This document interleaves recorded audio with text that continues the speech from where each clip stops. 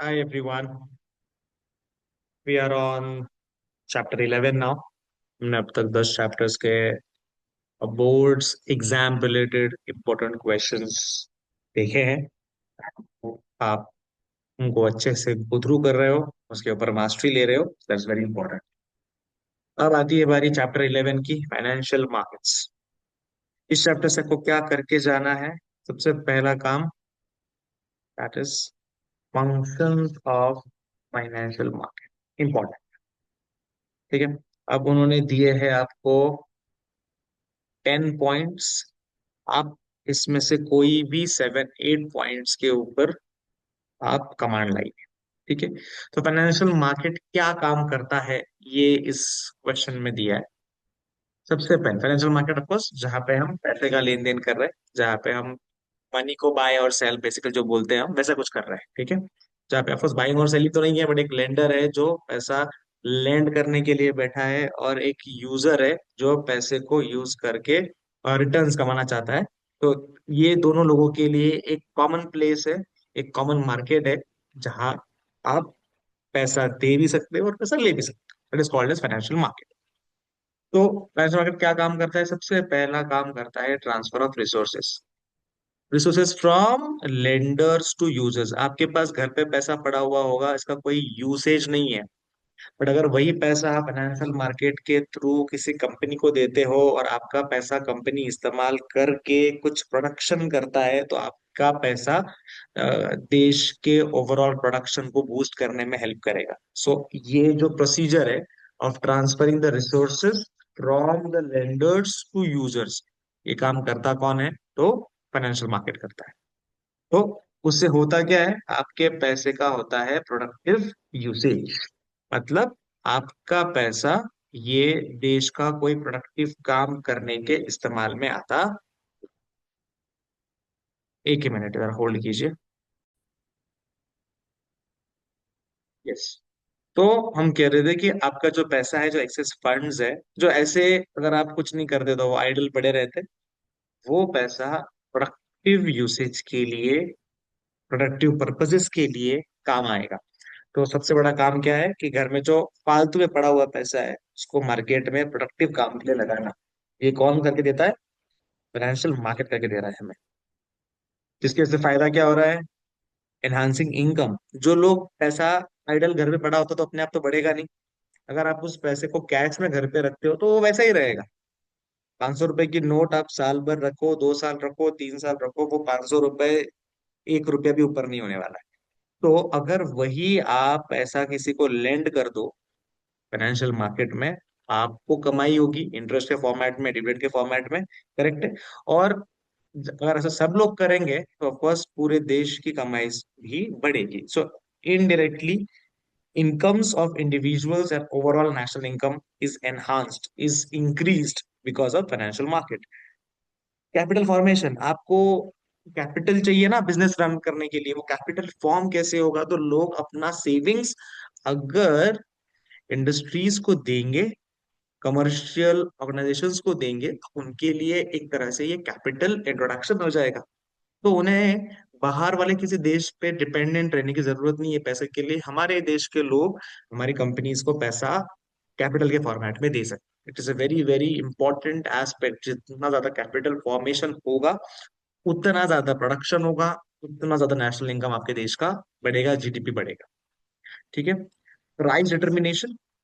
Financial market का एक और काम है कि जो भी फाइनेंशियल इंस्ट्रूमेंट्स का ट्रेडिंग हो रहा है, जो कुछ भी हम इस फाइनेंशियल मार्केट में दे रहे ले रहे हैं, लोन्स है, ट्रेजरी बिल्स है, सर्टिफिकेट ऑफ डिपॉजिट्स है, कॉल मनी, नोटिस मनी, जो कुछ भी दिया हुआ है, शेयर्स है, डिबेंचर्स है, ये सब का जो प्राइजेस है ये मैनिपुलेटेड नहीं होना चाहिए। ये डिमांड और सप्लाई से फेयरली आना चाहिए। तो ये भी काम फाइनेंशियल मार्केट का है कि pricing should be fair, it should come with the mechanism of demand and supply only. ठीक है। इसके साथ में और एक काम करना पड़ता है, वो है सेल मैकेनिज्म। इसमें क्या है कि फाइनेंशियल मार्केट एक तरह से फाइनेंशियल एसेट्स को बेचने के लिए एक प्रॉपर मार्केट और एक अच्छी लिक्विडिटी, मतलब ऐसा नहीं होना चाहिए कि आपने अगर किसी की कंपनी के शेयर्स खरीदे और उन्हें पैसा दिया, अब आपको वो शेयर्स बेचने हैं तो आपको कोई बायर नहीं मिल रहा है, ऐसा नहीं होना चाहिए। आपका शेयर तुरंत बिकना चाहिए, आपका डिबेंचर तुरंत बिकना चाहिए, आपके ट्रेजरी बिल्स तुरंत बिकने चाहिए, क्योंकि जितना इंपॉर्टेंट है कि कोई इन्वेस्टर पैसा लगाए, उतना ही इंपॉर्टेंट है कि अगर इन्वेस्टर को बाहर निकलना है उस इन्वेस्टमेंट में से, तो उसके पास वो भी स्कोप इजीली अवेलेबल होना चाहिए। उसके लिए वो मार्केट उतना एफिशिएंटली वर्क होना चाहिए। ये भी काम किसका है? फाइनेंशियल मार्केट का। मोबालाइजिंग सेविंग्स से तो ऊपर का ही पॉइंट वापस एक्सटेंडेड करके बढ़ाया कि वापस वही बोल रहे हैं, जो आइडियल फंड्स थे वो प्रोडक्टिवली यूज होंगे।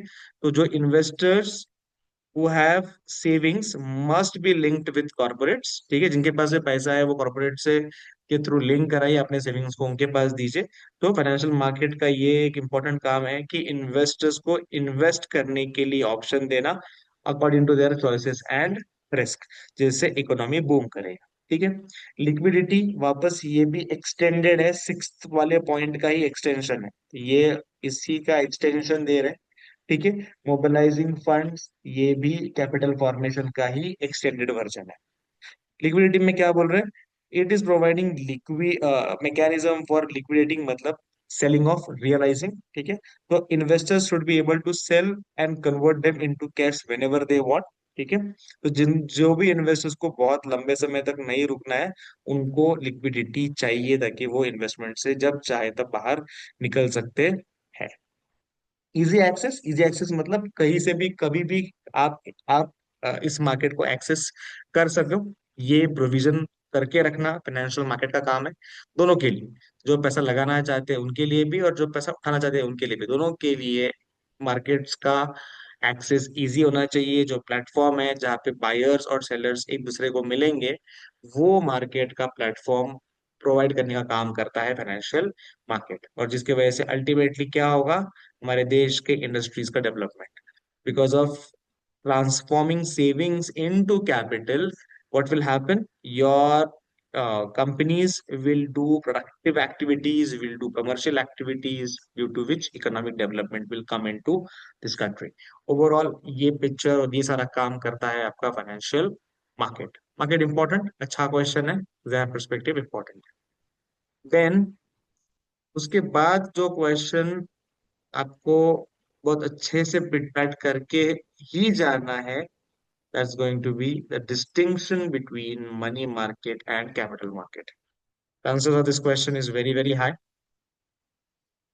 That is distinction between money market and capital market. ठीक है। तो मनी मार्केट मतलब ऐसा मार्केट जहां लोग पैसा का लेन देन कर रहे हैं, बट कम समय के लिए, शॉर्ट टर्म के लिए। कितना कम? एक साल या उससे भी कम, मतलब मैक्सिमम एक साल तक। ठीक है। और वही अगर आप लंबे समय के लिए पैसा बोरो करना चाहते हो, तो आप जाते हो कैपिटल मार्केट्स में, और वहां पे मेच्योरिटी जनरली होती है एक साल से ज्यादा। ठीक है। सो दोनों ही मार्केट में पैसा ही बोरो हो रहा है, सिर्फ टाइम पीरियड का फर्क है, थोड़ा सा और एट्रीब्यूट्स का फर्क है। मनी मार्केट में शॉर्ट टर्म, कैपिटल मार्केट में लॉन्ग। फिर मनी मार्केट में कोई शॉर्ट टर्म के लिए पैसा क्यों लेगा? तो उसको अगर उसके वर्किंग कैपिटल रिक्वायरमेंट्स या उसके छोटे छोटे इन्वेस्टमेंट्स के लिए फंड्स चाहिए। वर्किंग कैपिटल मतलब ऐसा कैपिटल जो आपको डे टू डे एक्टिविटीज के लिए चाहिए। डे टू डे एक्टिविटीज के लिए जो पैसा आपको रनिंग चाहिए, वो होता है वर्किंग कैपिटल। और अगर उसके लिए फंड्स चाहिए तो आप जाओगे मनी मार्केट में। बट अगर आपको बिजनेस बड़ा करना है, नया बिजनेस ओपन करना है, डाइवर्सिफाई करना है, या आपको कुछ बड़े फिक्स्ड एसेट्स परचेज करने हैं, कुछ मशीनरी खरीदना है, तो आप शॉर्ट टर्म सोर्सेज से पैसा नहीं उठा सकते हो। तब आपको long term sources, long term funds capital market के थ्रू लेने पड़ेंगे।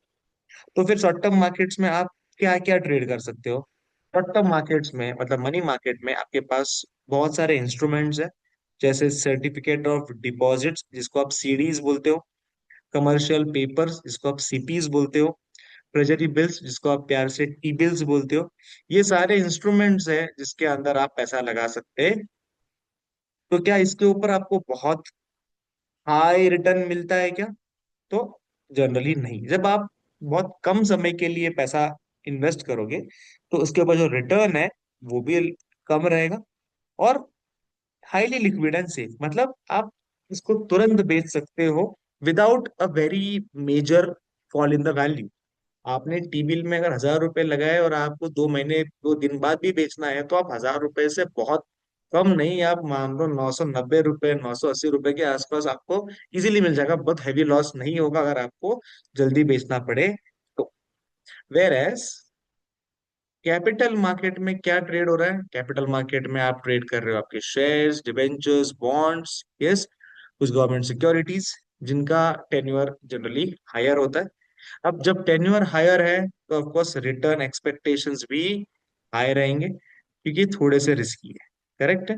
तो जब मनी मार्केट में रिटर्न कम है तो रिस्क भी कम है। कैपिटल मार्केट में जब रिटर्न हाई है तो रिस्क भी हाई। ठीक है। फिर पार्टिसिपेंट्स, तो शॉर्ट टर्म मार्केट में कौन कौन पार्टिसिपेट करता है? सेंट्रल बैंक्स और सेंट्रल बैंक, कमर्शियल बैंक्स, या दूसरे financial institutions. Whereas capital market में आपके स्टॉक मार्केट्स है, स्टॉक एक्सचेंजेस है, बैंक्स यहाँ पे भी काम करते हैं, फाइनेंशियल इंस्टीट्यूशंस यहाँ पे भी काम करते हैं, फाइनेंशियल इंटरमीडियरीज, ये सारे लोग कैपिटल मार्केट को रन करते हैं।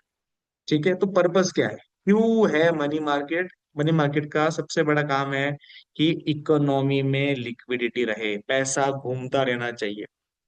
जैसे आपके शरीर में खून घूमते रहता है तो आप सरवाइव करते रहते हो, आप अच्छे से जी पाते हो। वैसे ही इकोनॉमी में अगर पैसा घूमता हुआ रहेगा, लिक्विडिटी रहेगा, तो इकोनॉमी स्मूथली रन करेगा।